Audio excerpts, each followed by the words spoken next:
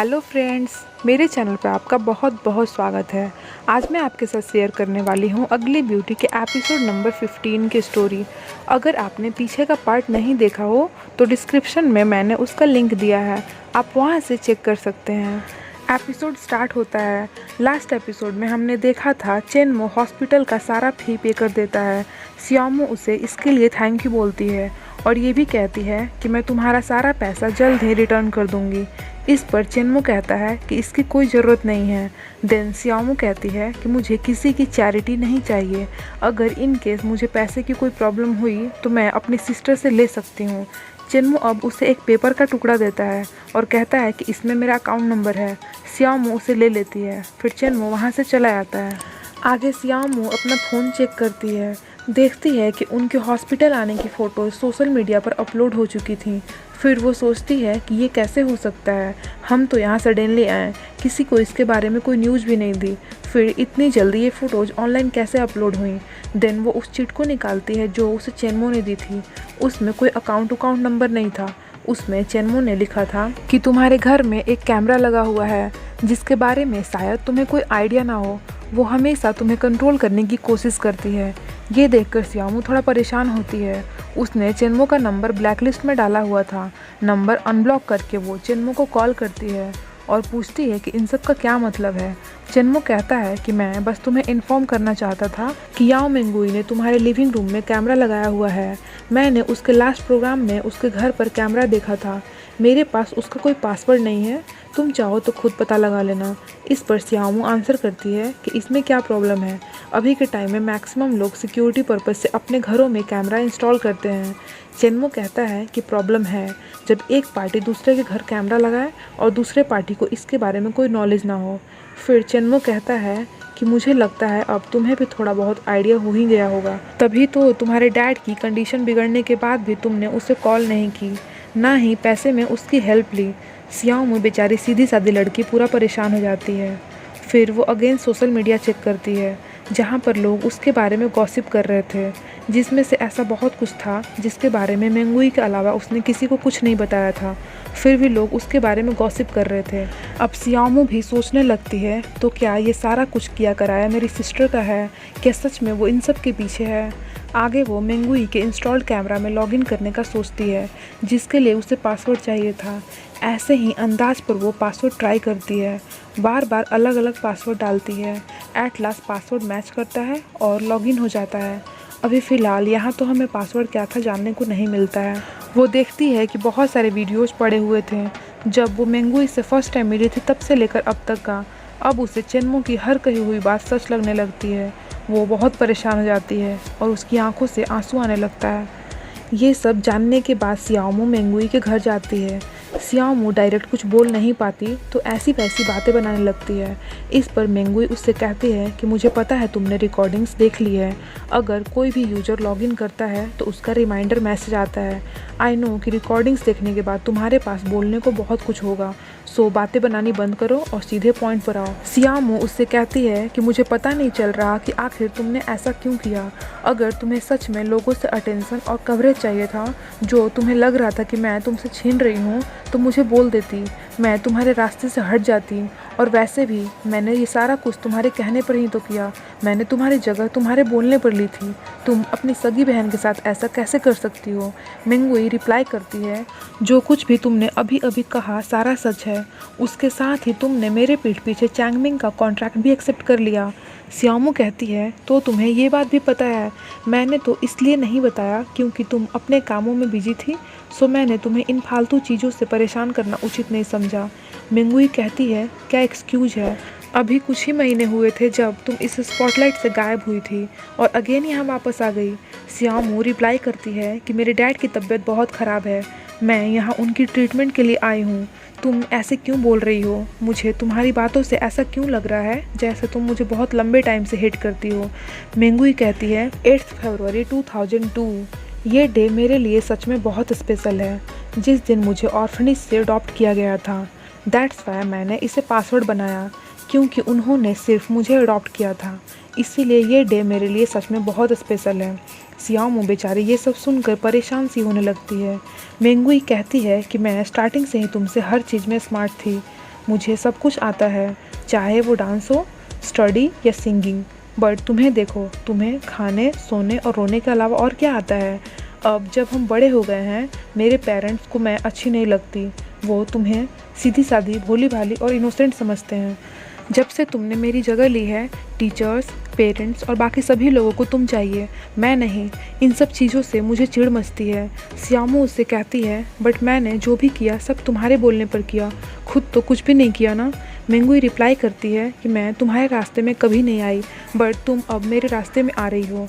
क्या ये तुम्हारे लिए इनफ नहीं था कि तुम अगेन यहाँ वापस आ गई? सियामू आंसर करती है, इसीलिए तुमने सारी दुनिया के सामने मुझे डिलीवरी गर्ल के रूप में इंट्रोड्यूस कराया, जिससे किसी को भी शक ना हो कि वो मैं थी जिसने तुम्हारे लिए फर्स्ट शो कंपनी के अंडर फिल्म की। यहाँ इन दोनों ट्विन सिस्टर की लड़ाई हो जाती है। सियामू उसे उसका क्रेडिट कार्ड रिटर्न करती है और वहाँ से चली आती है। वो अकेली जा रही होती है। देन चैंग को कॉल करती है और उनसे कहती है कि मैं एक कंडीशन पर कॉन्ट्रैक्ट पर साइन करूँगी, अगर आप मेरे डैड की ट्रीटमेंट में हेल्प करोगे। इस बात पर उनकी डील फाइनल हो जाती है। इधर मेंगुई को दिखाया जाता है, वो अपना फ्लैशबैक याद करती है जब उसका एक्सीडेंट हुआ था और उसने सियामू को अपनी जगह दी थी। एक्सीडेंट के बाद उसकी सर्जरी हुई थी और 3 महीने तक वो कोमा में थी। जब उसे होश आता है तो देखती है कि उसकी शैडो मीन्स सियामू ने उसको रिप्लेस कर दिया था। चाहे वो एक्टिंग स्कूल में स्टडी की बात हो, डांस या एक्टिंग को ही लेकर, हर जगह से। इसी रीज़न से मेंगुई सियामू को हेट करने लगी थी। उसे ऐसा लगता था कि सियामू उसकी जगह ले लेगी, इसीलिए वो सियामू को नीचा दिखाने के लिए ये सारा प्लानिंग करती है। सुबह होता है, चेनमो मिस्टर सियाओ से मिलने आता है। वो चेनमो को देखकर खुश हो जाते हैं और कहते हैं कि बहुत लंबे टाइम से तुम्हें नहीं देखा, तुम तो काफ़ी हैंडसम हो गए हो। चेनमो उनसे उनका हालचाल पूछता है। वो बताते हैं कि वो अब ठीक हैं। फिर मिस्टर सियाओ चेनमो से एक फेवर मांगते हैं कि क्या वो कुछ ऐसा कर सकता है जिससे सियामू एक्टिंग फील्ड में वापस आ जाए। ऐसा नहीं है कि मैं उसे सेलिब्रिटी बनाकर पैसे अर्न करना चाहता हूँ, बल्कि ये खुद सियामू का सपना था कि वो एक्टिंग करे। प्लीज़ तुम इसके लिए उसकी हेल्प करो। यहाँ चेनमो उन्हें बताता है कि मैंने आप दोनों से झूठ बोला था, मैं उसका रियल असिस्टेंट नहीं था, किसी पर्पस से उसके साथ था। पहले ही मैं उसे काफ़ी सैड कर चुका हूँ, अब आगे और परेशान नहीं करना चाहता। एक्टिंग को आगे कंटिन्यू करने का डिसीजन उसके खुद का होना चाहिए, मैं उसे इसमें फोर्स नहीं कर सकता। तभी चेनमो को एक मैसेज आता है, सियामू ने उसके पैसे रिटर्न कर दिए थे। इतने सारे पैसे उसने इतनी जल्दी रिटर्न कर दिए, इस बात पर चेनमो थोड़ा हैरान होता है। फिर चेनमो को एक कॉल आता है जिसमें उसे पता लगता है कि सियामू एक्टिंग में डेब्यू करना चाहती है। चेनमो जल्दी जल्दी में वहाँ से चला आता है। आगे हम सियामू को देखते हैं। आज उसका फर्स्ट स्पॉन्सरशिप प्रोग्राम था जिसमें उसे एक सूज को स्पॉन्सर करनी थी। चैंग उसे सूज पहनने को देते हैं। सियामू पहले तो नहीं पहनती और कहती है कि ये कलर उसके ड्रेस के साथ मैच नहीं करता, बट बाद में उनके रिक्वेस्ट करने पर वो शूज़ पहन लेती है। एक मॉल का लोकेशन रहता है। सियामू कहती है कि यहाँ कोई होस्ट क्यों नहीं दिख रहा, लगता है जैसे ये सेल एडवर्टीजमेंट हो। चैंग कहते हैं कि उनकी सेल को प्रमोट करने के लिए ही उन्होंने आप जैसी बड़ी स्टार को चूज किया है। हमें बॉटम से स्टार्ट करना होगा, तभी तो धीरे धीरे टॉप पर जाएंगे। सियामू सेल को एडवर्टाइज करना स्टार्ट करती है। वहाँ काफ़ी सारा डिफरेंट मटेरियल होता है। एक लड़की फेस मास्क देखती है, सियामू उसे भी प्रमोट करने लगती है, तो वो लड़की वहाँ उसके पास आकर उसे झगड़ने लगती है और कहती है कि तुम ऐसे झूठ कैसे बोल सकती हो कि ये फेस मास्क बहुत अच्छा है, इस फेस मास्क की वजह से मेरा पूरा फेस बेकार हो गया और तुम झूठ बोल रही हो। सिक्योरिटी गार्ड्स उन दोनों को अलग करते हैं। चेनमो दूर खड़ा ये सारा नज़ारा देख रहा था। सियामू के लिए उसे बहुत बुरा लगता है। फिर वो उससे बात करता है कि सडनली उसने फिल्म में डेब्यू करना क्यों चूज़ किया। सियामू कहती है कि मैं तुम्हें बताना ज़रूरी नहीं समझती। देन चेनमो कहता है कि मेंगुई ने जस्ट अभी अभी चैंगमिंग के साथ अपना सारा कॉन्ट्रैक्ट फिनिश किया था, ऐसा करके वो उसके अगेंस्ट जा रही है। इस पर सियामू रिप्लाई करती है कि मैंने नहीं, मेंगुई ने मुझे परेशान किया है, मैंने तो कुछ भी नहीं किया। चेनमो कहता है कि बट चैंगमिंग तुम्हारे पास ऑप्शन नहीं होना चाहिए।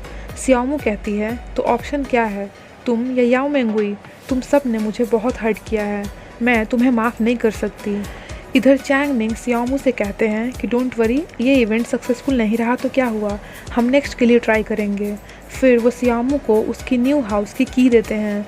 सियामू उन्हें थैंक यू बोलती है। इसके बाद वो अपने नए घर में आती है, अपना घर देखती है।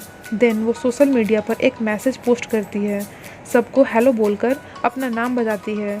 सब उसके बारे में बुरा बुरा कमेंट करने लगते हैं। सबका मैसेज पढ़कर सियाओमू को बहुत बुरा लगता है, वो काफ़ी परेशान हो जाती है। नेक्स्ट डे मेंगुई जियांग से मिलती है। वो उससे कहते हैं कि फर्स्ट शो के अंडर हमारी फ़िल्म कंप्लीट हो गई है, अब फिल्म को प्रमोट करने का टाइम है, सो बेटर होगा वो और मिस्टर सॉन्ग दोनों जितना हो सके साथ दिखे। रिटर्निंग में वो मिस्टर सॉन्ग से मिलती है। मिस्टर सॉन्ग उससे वो वीडियो दिखाते हैं जिसमें सियाओमू सेल्स के लिए ऐड कर रही थी और कहते हैं कि लोगों ने उसे ऐसे ट्रीट किया, तुम उसके लिए वरीड नहीं हो। मेंगुई कहती है कि वो अब बड़ी हो गई है, खुद को संभाल सकती है। मिस्टर सॉन्ग के दोबारा बोलने पर कहती है कि लगता है तुम्हें उसकी कुछ ज़्यादा ही फिक्र हो रही है, ऐसा करो कि तुम खुद ही उसके पास उससे मिलने चले जाओ। मिस्टर सॉन्ग उससे कहते हैं कि फ़िक्र तो होगी ना, हम दोनों ने एक साथ कुछ महीनों तक एक फ़िल्म में काम जो किया है। मीन्स कि मिस्टर सॉन्ग को इन दोनों की टॉप सीक्रेट वाली बात पहले से ही पता थी। मेंगुई आगे कुछ भी नहीं बोलती, बस वहाँ से चली आती है। इधर मिस्टर सॉन्ग उसे देखकर ऐसे ही स्माइल करते रहते हैं। आगे सियाओमू को एक प्रोजेक्ट मिलता है जिसमें उसे मेंगुई की कॉपी करनी है, बट फिलहाल उसे ये बात नहीं पता चेनमो की प्रोडक्शन कंपनी के अंडर ये लोग काम कर रहे थे। एज अ सुपरवाइजर चेनमो वहाँ आता है। बाद में जब सियाओमू को चैंग से मेंगुई की कॉपी की एक्टिंग वाली बात का पता लगता है तो उसे बहुत बुरा लगता है। इधर चेनमो बनाना से कहता है कि अगर मैं तुमसे कुछ बोलूँ तो तुम मुझ पर गुस्सा तो नहीं करोगे। बनाना कहता है कि ऐसा क्या हो सकता है। चेनमो कहता है कि मैं सोच रहा हूँ कि दोबारा से असिस्टेंट का जॉब करूँ। बनाना बहुत गुस्सा होता है कि तुमने पहले ही इतना सफ़र किया है, फ़िलहाल जब तुम्हारे पास इतनी अच्छी जॉब है तो दोबारा इसके बारे में मत सोचो, और अगर तुमने मन बना ही लिया है तो मैं इसमें कुछ नहीं बोल सकता। और ये एपिसोड यहीं पर एंड हो जाता है। वेल गाइस, इसके आगे के एपिसोड में हमें देखने को मिलेगा कि सियाओमू और चेनमो के बीच थोड़ी थोड़ी दोस्ती होने लगेगी। सियाओमू अपना एक्टिंग करियर स्टार्ट करेगी और चेनमो दोबारा से उसका असिस्टेंट बन जाएगा। So please stay connected and keep supporting me. और अगर आपको ये वीडियो पसंद आई हो तो वीडियो को लाइक और मेरे चैनल को सब्सक्राइब कर दीजिएगा। बगल में एक बेल आइकॉन भी है, आप उसे भी प्रेस कर देना, जिससे मेरी आने वाली हर अपकमिंग वीडियोज़ का नोटिफिकेशन आपको मिलता रहे। Thank you for watching, bye bye.